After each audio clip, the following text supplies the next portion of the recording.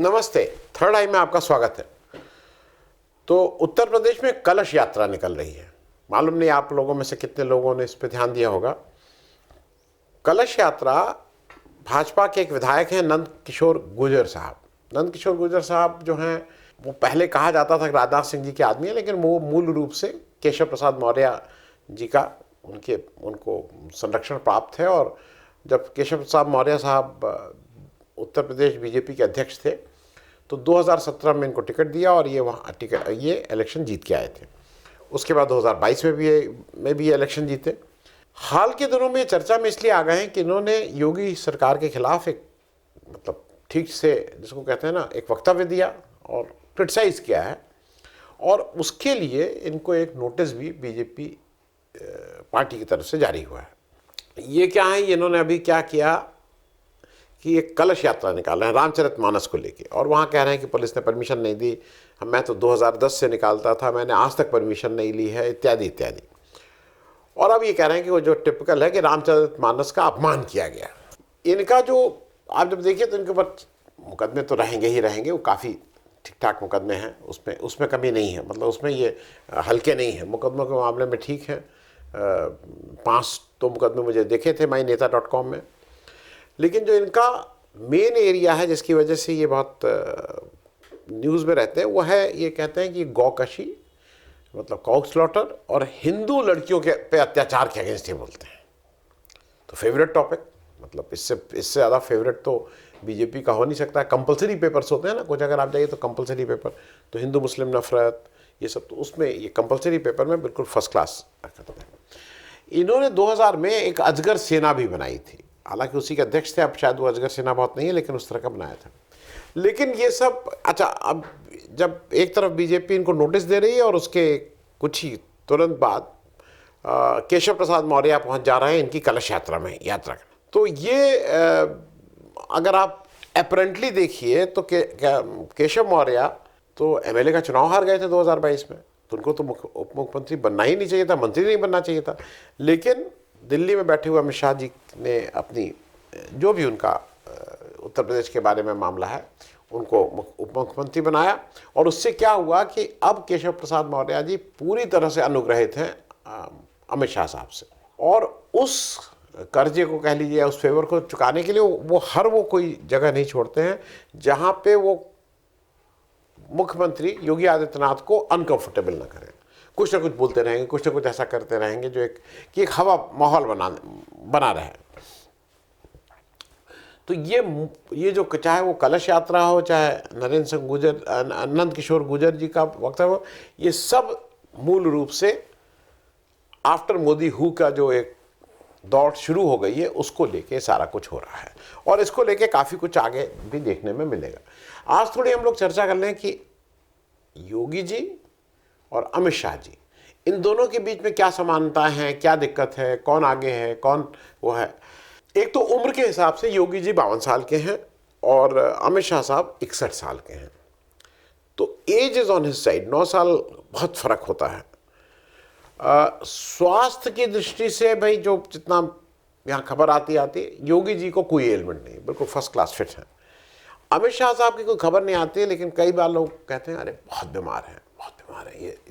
अब सही में बीमार उतने हैं कि नहीं है, कुछ लोग कहते हैं डायबिटिक हैं, कुछ जो भी है, लेकिन योगी जी तो उनकी काया निरोगी है, इसमें भी कोई दो राय नहीं है। एजुकेशन के मामले में दोनों बराबर हैं, वो बीएससी बायोकेमिस्ट्री हैं अमित शाह साहब, योगी बीएससी या बीए जो भी हो, स्नातक हैं मैथमेटिक्स में। मतलब मैथमेटिक्स मैं सब विषयों में सबसे इम्पोर्टेंट विषय मैथमेटिक्स को मानता हूँ। एक चीज़ और ज़रा समझने वाली बात होगी कि योगी आदित्यनाथ जो है वो एक मठ के प्रमुख हैं, एक रिलीजियस, एक धार्मिक मठ है उसके प्रमुख हैं। उसके सामने अमित शाह जी जो है वो मूल रूप से बिजनेसमैन है। अच्छा, दोनों का जो संसदीय या विधायक की यात्रा है वो साथ साथ शुरू हुई 1998 1998 में पहली बार एमपी बने योगी आदित्यनाथ जी, और तब से फिर एमपी, फिर उसके बाद लगातार एमपी बनते रहे, फिर उत्तर प्रदेश में आके वो मुख्यमंत्री भी बन गए। और अमित शाह 1997 में एक बाई इलेक्शन जीत के ये गुजरात विधानसभा पहुंचे थे, तो 1 साल अगर अगर बिल्कुल इलेक्शन को देखिएगा तो 1 साल पहले इनसे पहुंच गए थे। अब जरा ये भी समझ लीजिए कि दोनों के ऊपर क्या क्या आरोप हैं, क्या स्ट्रेंथ है, क्या नहीं स्ट्रेंथ है। योगी जी के ऊपर जो सबसे बड़ा उनके जो वो है कि अरे ये क्या है, ये तो संसद में रोए थे, ये उनके ऊपर कहा जाता है। और दूसरा उनका ये कहा जाता है कि भाई ये तो बुलडोज़र बाबा, आजकल बुलडोज़र बहुत पॉपुलर हो गया है और ये न्याय को मानते ही नहीं हैं और इस तरह की बातें। तो उनके ऊपर वो संसद में रोए थे जब मुलायम सिंह यादव की सरकार थी, और दूसरा वो बुलडोज़र बाबा के रूप में अपनी को असर्ट करते हैं, मानते नहीं हैं कानून को। अब इनके सामने अमित शाह साहब का क्या है? अमित शाह साहब के का नाम बोला जाता है तड़ीपार। अब वो तड़ीपार इसलिए बोला जाता है कि सोहराबुद्दीन का एक इनकाउंटर हुआ था, उस इनकाउंटर में सीबीआई ने इनको मुख्य अभियुक्त बनाया था, लेकिन बाद में जुगाड़बाजी करके तो उसमें से बच ही गए। लेकिन तड़ीपार नाम इनके साथ चिपक गया क्योंकि वो कोर्ट ने दिया था। और दूसरा इनके पीछे इनके अगेंस्ट जाता है गोधरा, मतलब पोस्ट गोधरा दंगे। गोधरा में जब ट्रेन जलाई गई, जली, उसके बाद जो दंगे भड़के उसमें इन लोगों का एक अहम रोल था। अब जरा कहाँ कहाँ किसकी क्या ताकत है। योगी आदित्यनाथ जी की सबसे बड़ी ताकत है उत्तर प्रदेश, 80 सांसद आते हैं, 80। अमित शाह साहब की जो भी ताकत है वो गुजरात है, 26 ही एमपी आते हैं। तो यहाँ से 80 एमपी आते हैं, वहाँ से 26 एमपी आते हैं।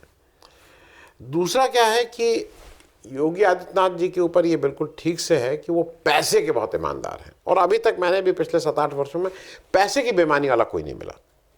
उसका फेवर करते हैं, उस जात का फेवर करते हैं, उस जात से के ऊपर बुलडोजर चलाते हैं, ये सब चीज़ें हैं, लेकिन पैसे का वो नहीं मिला। इसके सामने जो अमित शाह साहब हैं उनकी एक इंप्रेशन है, वो मैनिपुलेटिव बहुत है, मतलब इधर का उधर, उधर का इधर, ये सब करते रहते हैं। दूसरा ये है कि बीजेपी में जो योगी आदित्यनाथ है वो हिंदू धर्म को पुश करते हैं, वो हिंदुत्व को नहीं करते हैं, हरदम ध्यान रखिएगा, वो हिंदू धर्म को पुश करते हैं, हिंदू धर्म को पुश करते हैं। दूसरा, अमित शाह हिंदुत्व को पुश करते हैं, ये ध्यान दोनों के बीच में जब आप समान कंपैरिजन करिए तो रखिएगा। एक चीज़ और समझ लीजिए कि योगी आदित्यनाथ जी को एक इनहेरेंट एडवांटेज ये है कि वो एक मठ के प्रमुख हैं, वो एक रिलीजियस लीडर भी हैं और साथ में एक पॉलिटिकल लीडर भी हैं। तो उनके पास दोनों हैं, 2 in 1। ये बहुत मुश्किल होता है, बहुत, मतलब जो एक पॉलिटिकल, एक रिलीजियस लीडर भी एक देश का, तो उनके पास वो एक एक्स्ट्रा है। और जो भी अमित शाह के पास आज ताकत है, जो वो मोदी जी से वो ताकत ड्रॉ करते हैं। मोदी जी ताकत तो ये इनके पास ताकत, मोदी जी के पास ताकत नहीं तो इनकी ताकत गिर जाएगी। और एक बड़ी बात ये भी है कि आज योगी आदित्यनाथ ने अपने को बीजेपी का पोस्टर बॉय जैसे स्थापित कर लिया है।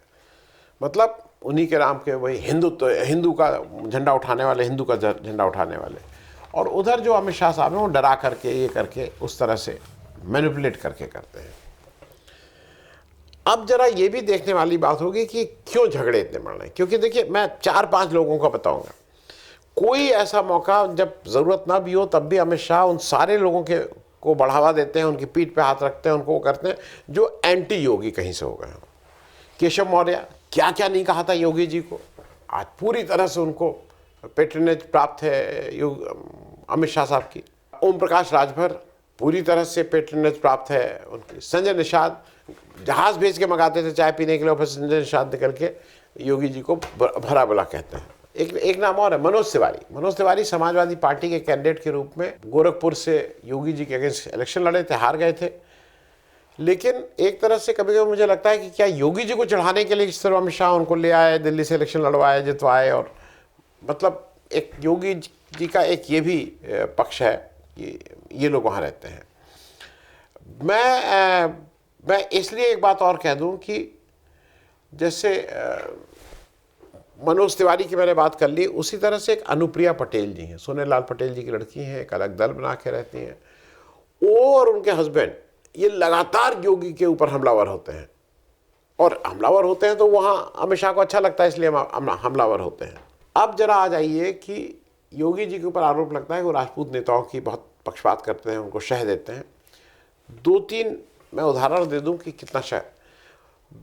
अच्छा, जो राजपूत नेता अगर योगी जी के अगेंस्ट है तो वो तो अमित शाह की गुड बुक्स में और ज़्यादा आ जाता है। बृजभूषण शरण सिंह पॉक्सो के मामले में आउट ऑफ वे जाके पार्टी की बदनामी के मतलब डर के बाद भी अमित शाह साहब पूरी तरह से बृजभूषण शरण सिंह के पीछे खड़े रहे। दूसरा राजपूत मोती सिंह जी।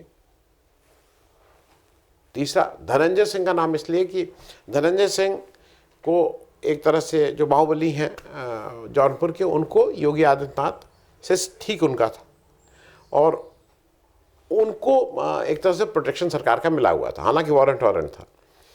लेकिन जैसे ही अमित शाह को सब लगा, उन्होंने तुरंत अपने चूड़ी टाइट की, उनको जेल में बुलाया, उनकी पत्नी को का टिकट दे के वो सब वापस करा, फिर अपने यहाँ बुलवाया और फिर उनको अब वो योगी जी के अगेंस्ट वाले कैंप पे पहुंच गए हैं।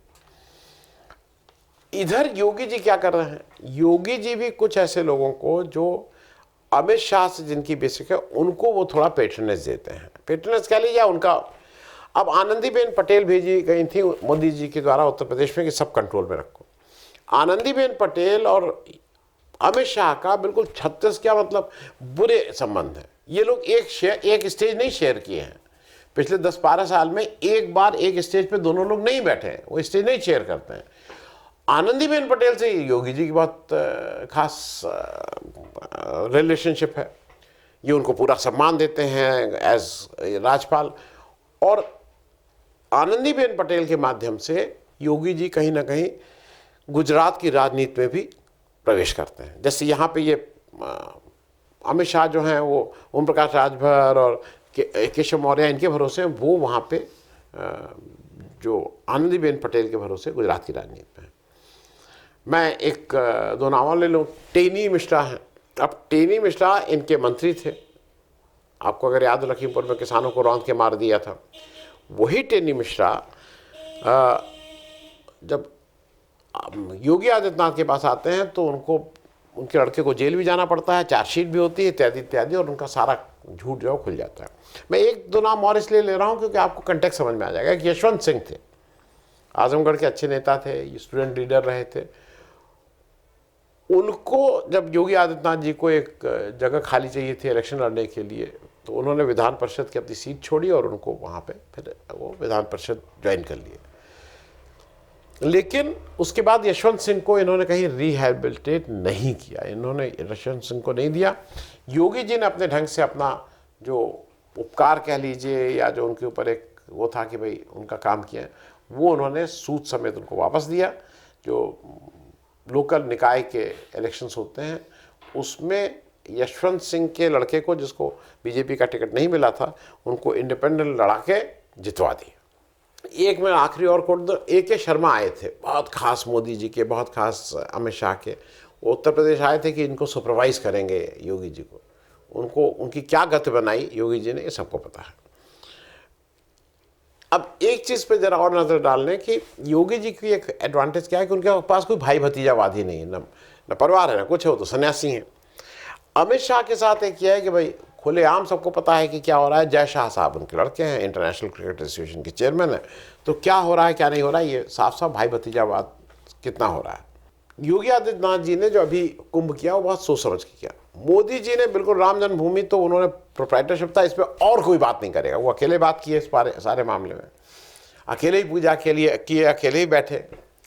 उसकी तोड़ कहीं ना कहीं से योगी आदित्यनाथ ने निकाली कुंभ। अब कुंभ से उनका स्टेचर इतना बड़ा हो गया है योगी आदित्यनाथ का कि उसको जल्दी उस गुब्बारे में पंचर करना बहुत आसान नहीं है। मैं ये इसलिए कह रहा हूँ कि राम जन्मभूमि से बहुत सी चीज़ें था, अब वो सारी उम्मीद अब कुंभ पे आ गई कि कुंभ ठीक हो। अब एक चीज़ और समझ लीजिए, जो विपक्षी हैं उनमें अमित शाह साहब उनके ऊपर लगातार प्रेशर में रखते हैं, ED CBI, ये टैक्स वो टैक्स। यहाँ योगी जी स्पेसिफिक है, वो अगर कहीं उनको मौका मिलता है तो अल्पसंख्यक के यहाँ वो रेड डलवाते हैं या जो भी एक्शन करते हैं, क्योंकि उनका जो हिंदू वोट है वो कंसोलिडेट होता है, ऐसा देखने से ऐसा ही मालूम होता है। यूपी में अच्छा, जहाँ तक इलेक्टोरल परफॉर्मेंस की बात है, योगी आदित्यनाथ जी का अच्छा रिकॉर्ड है। 2017 में इलेक्शन जब बीजेपी जीत के आई है तो उसके विधानमंडल दल के सदस्य बने, चीफ मिनिस्टर बने, लेकिन 2022 का इलेक्शन उन्होंने अपने बूते पे जीता है। और इसीलिए मुझे ऐसा लगता है कि 2027 का इलेक्शन डू और डाई योगी आदित्यनाथ के लिए, कि अगर वो जीत जाते हैं तो उनको फिर बीजेपी में कोई टच करने वाला नहीं होगा, उनको फिर छू नहीं सकता है कोई। और अगर हार जाते हैं तो उनका प्राइम मिनिस्टर का सपना तो फिलहाल अगले 15-20 साल के लिए उनको भूल जाना होगा। अमित शाह साहब का पोल परफॉर्मेंस देख लीजिए। 2019 में मोदी जी की 303 सीटें आई थी। इस बार क्या हुआ? साधन ज़्यादा थे, टाइम ज़्यादा था, ईडी सीबीआई थे, इलेक्शन कमीशन था, तब भी 242 सीट पे सिमट गई। तो इलेक्टोरली भी जरा देखना है कि किसकी कितनी चल रही है। अब मैं अंतिम बात करके ख़त्म करूं। योगी आदित्यनाथ जी मूल रूप से वीएचपी वाले आंदोलन से निकले हुए हैं। जो बड़े बाबा थे, मतलब दिग्विजय नाथ जी, वही उसके मुख्य बहुत कर्णधार थे। उसी आश्रम से निकलना है तो ये योगी आदित्यनाथ जी उस परंपरा से ही आते हैं। और सबसे बड़ी बात यह है कि उनको आरएसएस बैक कर रही है, ऐसा लगता है। और वो जब आरएसएस के जो प्रमुख थे वो गोरखपुर इलेक्शन के बाद गए, उनको रोका, उनके साथ बातचीत भी कहीं हुई। अब फिर से वो मथुरा में बात हो रही है, तो वो ज़्यादा एक्सेसिबल हैं, ज़्यादा अप्रोच करने पे मिल लेते हैं। इसलिए मैं ये भी मानता हूँ कि चाहे आगरा हो, चाहे मथुरा हो, आरएसएस इनको ज़्यादा तवज्जो देता है योगी आदित्यनाथ जी को। अब मोदी जी का क्या है? मोदी जी 2014 से आज तक आरएसएस हेडक्वार्टर नहीं गए। मैं क्यों जाऊँ? वो सब मुझसे जूनियर। लेकिन अब उनको 30 को जाना पड़ा। और 30 को जाने का एक बड़ा कारण ये भी है कि शायद जो अब खबर आ रही है कि भागवत जी इनको टाइम नहीं देंगे मिलने का। स्टेज पे सामने सामने मिलेंगे, लेकिन स्टेज पे तो कोई बात होती नहीं है, लेकिन अलग से टाइम, ऐसा सूत्रों के हवाले से है कि कोई खबर आ रही है कि ऊपर स्टेज पे इनको टाइम ही मिलेगा। स्टेज पे दोनों लोग रहेंगे, फिर अपने अपने घर चले जाएंगे। ये बात में इसलिए मतलब इसको समझना ज़रूरी है कि मोदी जी क्यों जा रहे हैं वहाँ। मेरी बिल्कुल निश्चित मान्यता है कि मोदी जी बीजेपी का अध्यक्ष पद के चुनाव के लिए, और दूसरा अमित शाह साहब को प्राइम मिनिस्टर बनाया जाए उनके रहते रहते, इसकी पैरवी करने जा रहे हैं वहाँ पे। लेकिन अभी तक का जितना है उससे ऐसा लगता है कि उनको योगी आदित्यनाथ को आरएसएस की ज़्यादा बैकिंग है। अब जरा एक चीज़ और बता दूं, गडकरी जी भी, क्योंकि कुछ इसमें प्लेयर हैं जो बीजेपी के अंदर हैं। आज तो 1 से 100 तक मोदी जी, 1 से 100 तक, 101 से 999 तक अमित शाह, उसके बाद कोई शुरू होता है। तो 2 लोगों के नाम मैं ले लूँ। गडकरी जी बिल्कुल भरे बैठे हैं, योगी जी से अच्छा रेपो है। और दूसरा मेरे हिसाब से राजनाथ सिंह जी। राजनाथ सिंह जी को मैं इसलिए नाम ले रहा हूँ कि राजनाथ सिंह जी के अब अपना उनका सपना जा चुका है। बच्चे ठीक से इस्टेब्लिश हो जाएं, बच्चे मंत्री हो जाएं, इसमें उनका जोर लगा हुआ है। और उस काम के लिए उनके लिए योगी ज़्यादा सहायक होते हैं बनस्पत अमित शाह के। मैं थोड़ा एक चीज़ और बता दूं, जो एक होती है गुडविल, एक होती है इलविल। साख की बात नहीं कर रहा हूँ, लोगों का आपके प्रति सहानुभूति, अच्छा ये अच्छे लड़के हैं, ये हुआ है। तो इस मामले में, गुडविल के मामले में, आप अपने जो भक्त लोग हैं उनसे पूछ लीजिए तो उनके यहाँ भी गुडविल है। जो पब्लिक एट लार्ज है, जो कहीं आप कभी कोई सर्वे करते हैं तो पब्लिक में योगी आदित्यनाथ की गुडविल ज़्यादा है। बीजेपी पार्टी में योगी आदित्यनाथ की स्वीकार्यता ज़्यादा है। और इवन मैं यहाँ तक कहूँगा कि विपक्षी दलों में भी बिटवीन योगी आदित्यनाथ एंड अमित शाह ज़्यादा स्वीकार्य, ज़्यादा एक्सेप्टेबल योगी आदित्यनाथ है। और बीजेपी का मैं इसको इसलिए कंक्लूड कर रहा हूँ कि बीजेपी में अमित शाह साहब डंडे के जोर पे, मैनिपुलेशन के जोर पे हो सकता है कुछ आगे पहुँच पाए, लेकिन जब पूरे देश की बात आएगी तो वहाँ पे पूरे देश में मेरे हिसाब से योगी आदित्यनाथ जी का ज़्यादा बोलबाला है। और ये जो सारा कुछ मोदी जी जा रहे हैं वहाँ या कुछ, ये केवल किसी तरह से अमित शाह साहब को वज़ीर आज़म की कुर्सी पे बिठाने के कवायद है, इससे ज़्यादा कुछ नहीं। लेकिन मेरे हिसाब से अभी as the things stand today, Yogi Adityanath ji बाकी किसी भी बीजेपी के लीडर से बहुत ज़्यादा आगे हैं। थैंक यू सो मच, धन्यवाद।